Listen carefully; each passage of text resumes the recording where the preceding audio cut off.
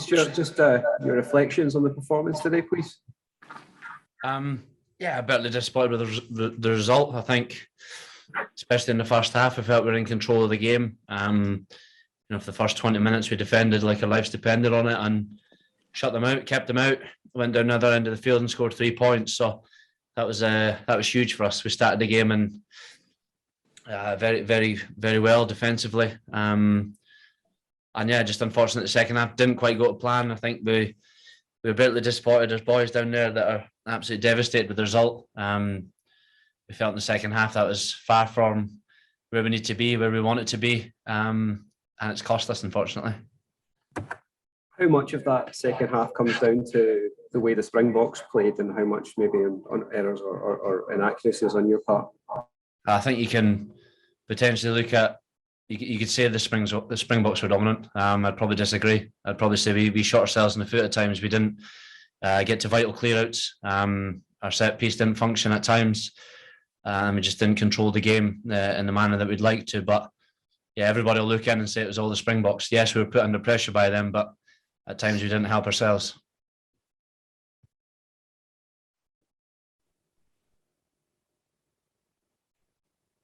Any further questions for Stuart?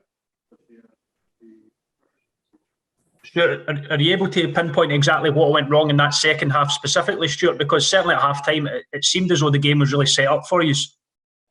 Yeah, as I say, we felt we were in control. We had a choice at half time to sit back and expect it to happen, or we can go out there and make it happen. And unfortunately, at times, we looked good. We played in the right areas. We were in control of the ball. We defended really well. But at times, we missed these vital clearouts. And that was the thing that killed us. We allowed South Africa to get into their game. They wanted to slow it down. They wanted to kick to the corner and get their set piece going. And unfortunately, we gave them an avenue into the game at times. And that's not what we're about. But look, we played some good stuff at times. There's large parts of our game that we're really pleased with, and there's other parts that we're really frustrated with. But look, it's done now. We've got to try and move on. We've got an opportunity now to learn and to grow individually, collectively.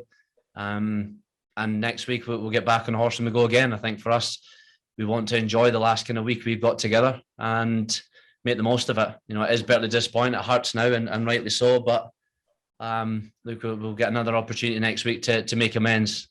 It will hurt for a couple of days, physically, mentally.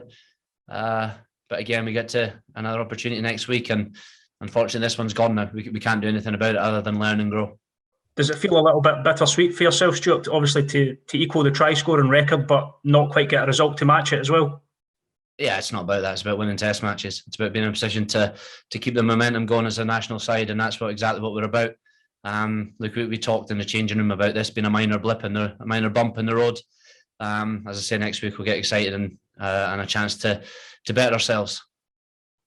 Stuart, I know you always say it's about the team as a whole, but I mean, you've got to be part of you. You've got to be at least a little bit proud of equaling that record that stood for a long time.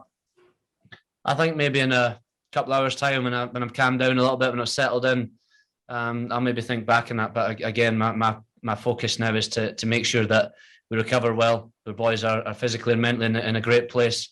Come Monday, as I say, we've got an opportunity to learn and grow and be better. Look, it's not going to be pretty viewing at times when we look at it back, but we'll get excited about the next challenge. Stuart, you talked about there that there were good things. What were the good things? The good things are we got ourselves into good positions. We wanted kind of method in the madness in the way that we were playing. We wanted to try and move South Africa around. A game plan that they don't want. A game plan that we do want is to keep high tempo in the game, to keep this team moving around and show off our individual talents that we've got. And at times we just didn't quite reload quick enough to be accurate. And that kind of killed us a little bit. But look, there's a lot of good things done in that game. We played in the right areas. And another day we keep that scoreboard ticking over. But look, it's done now. We can't change it. We've got to the best we can to move on and get excited about another challenge next week. Stuart, thank you. Fair old penalty count against you today. Do you put that down to the South Africa almost making you infringe, or do you think it was indiscipline on your part? I think the large majority of the penalties were breakdown on it. So I think for us it wasn't. Again, we talk about reloads and being able to carry the ball to score every single time. We didn't quite get that. We didn't quite get our clear outs on time. We were punished at the breakdown, but fair play to the Jacklers. We knew fine well going into the game there's going to be jackal threats all across the field.